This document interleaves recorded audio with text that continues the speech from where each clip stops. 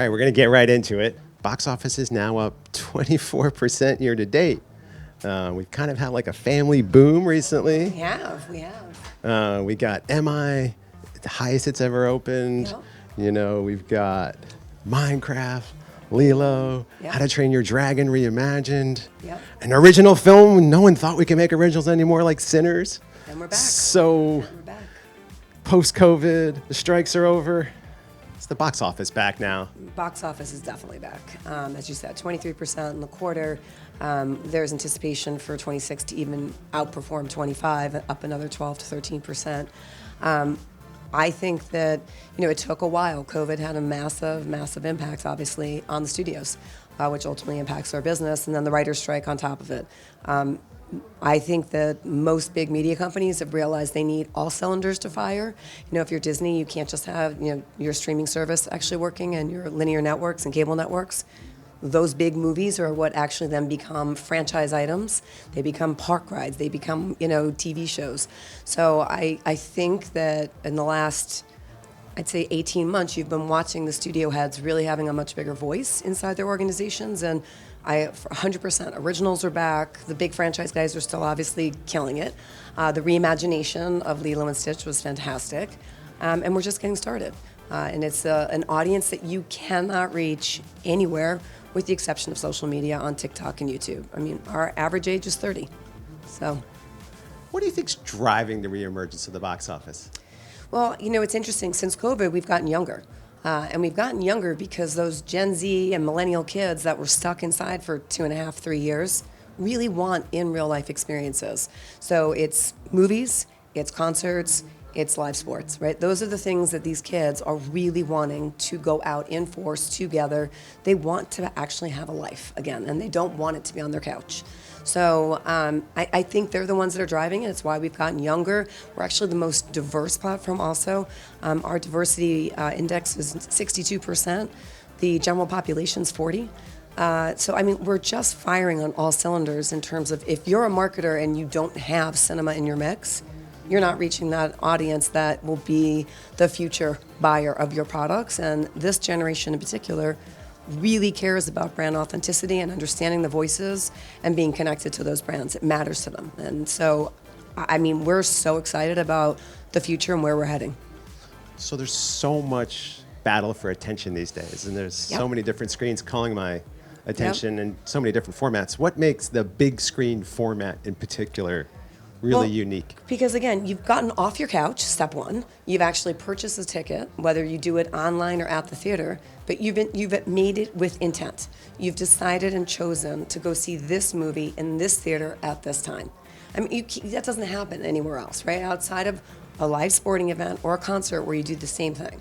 Like, that is why those three mediums, in my opinion, for this very young, diverse, never before seen generation that we have, this matters. And I do think this large format of experiencing life, whether it's crying or laughing or being terrified and Sinners, you want to do it with your friends, with your people. And that's what's drawing them week in, week out. 76 million people will go to the theater between now and Labor Day. It's astounding. So one of the reasons people say they're not going more is price. Mm-hmm. Yeah. And yet you're creating all these memorable experiences that they can't get elsewhere. Yeah. What do you say to folks where going to a movie is a little too expensive? How do you say that it's worth the value? Listen, I think everything's expensive, right? Going to a Knicks game in New York is, literally taking out a second mortgage. All of these live events are expensive, but the memories you're creating, it's no different than going out to dinner, and that's expensive as well, right? So I think they're choices that they're making, and you have to make sure that the experience is worth it. And I think that specifically cinema, the experience is certainly worth it, and it's the best content in the world. It's not, when was the last time that you watched something on streaming or cable and you're like, wow, that movie, that was fantastic? Like, never, right? They're fun, you kind of find them, you scroll through.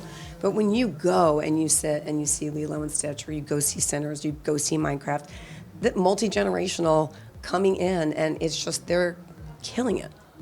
So the extent that the big screen's a place where you can form memories. Correct.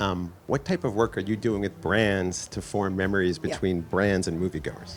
So look, I think the work that Manu Singh, who's our Chief Data and Innovation Officer, I think the work that our team is doing around data and understanding the moviegoer, and then for any marketer and any brand, having come from the agency side, the thing that they're all trying to prove out every single day is that the marketing dollars and media money that they've just spent actually is driving sales. And I do think that the work that we've been doing collectively with brands and literally democratizing data, literally looking at data and however you want to measure whatever KPIs are important to you, we're going to get out in front of it and help you. And we have that last touch attribution. Literally everyone leaves the movies, what do? They go to dinner, they go shopping. Like 50% of the people that leave a theater go somewhere else to experience something. So your opportunity to get them on a 50-foot screen, sight, sound, motion, and their attention, their phones are away. They don't have a laptop with them. You have their full attention on the screen.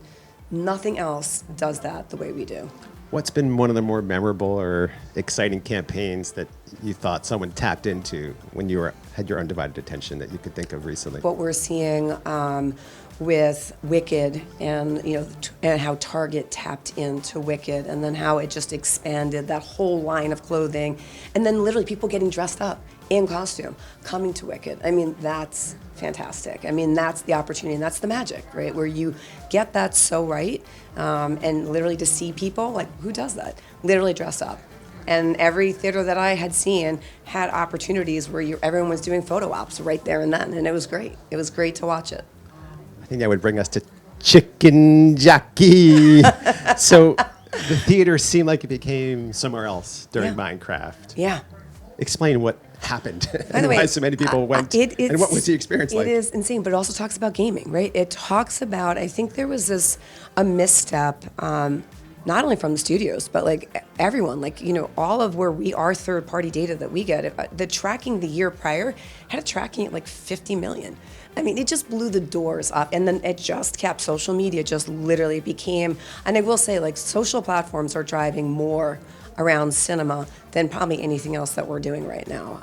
It's amazing how they're taking on memes of their own leading into it and just pushing it over the top. I mean, Minecraft to me is just one of those things where I think you're going to see a lot more gaming movies to come in the future based on that connectivity. I watch my son. I mean, my son's 24 now, but the gaming, the stuff that he loves, his 2K stuff, like, it is like real. This is real. They love this stuff. So it was a phenomenon. It has literally blown the doors off of everything, every number, every third party that was trying to figure out what was going on, got it wrong.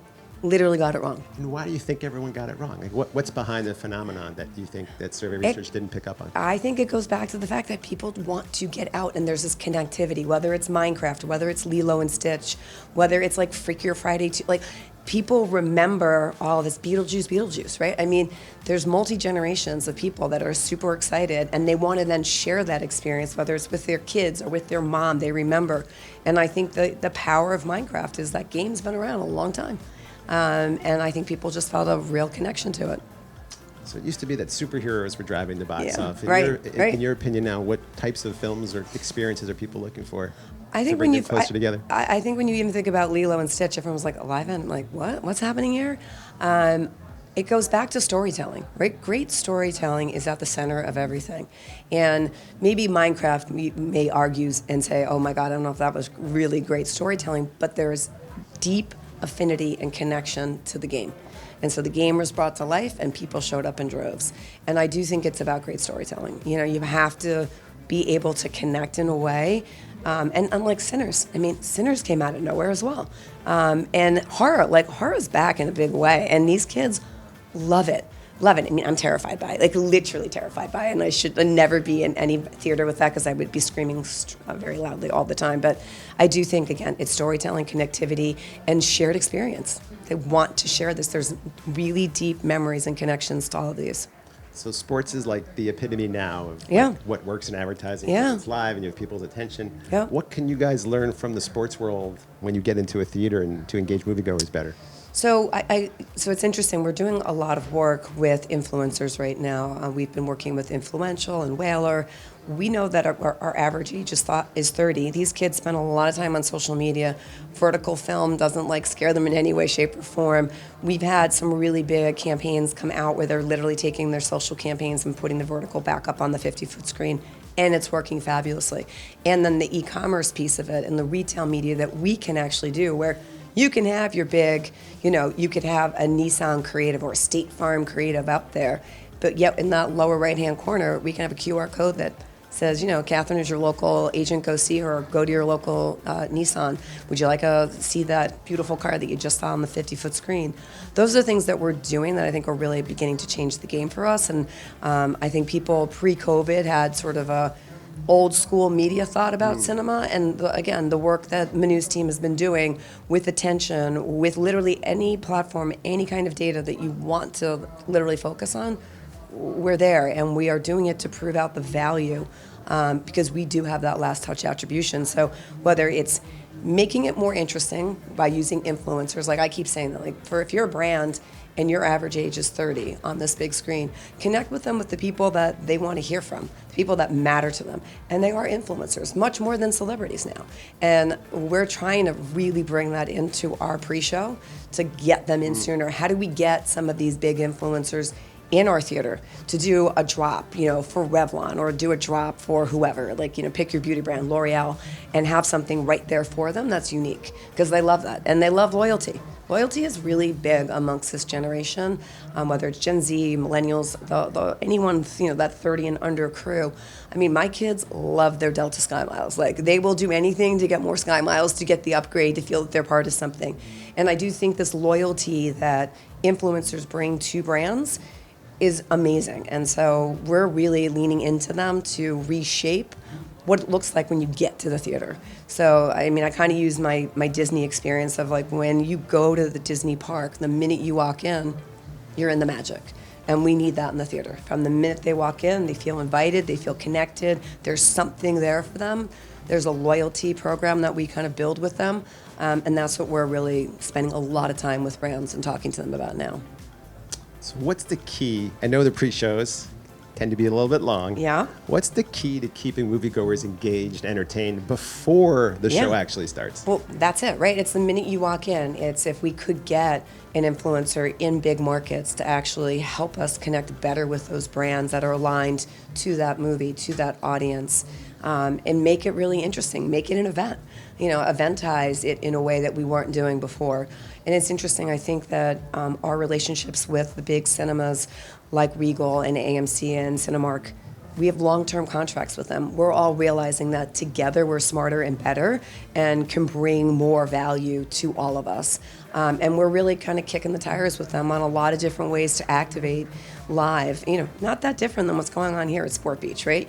That live activation, you look, this place is packed 24/7. That's how we want it to be the minute you get in the theater, and connect it back, but give you something special and a reason to get there early. And make it interesting. You don't have to just have a normal 30, that's the beauty.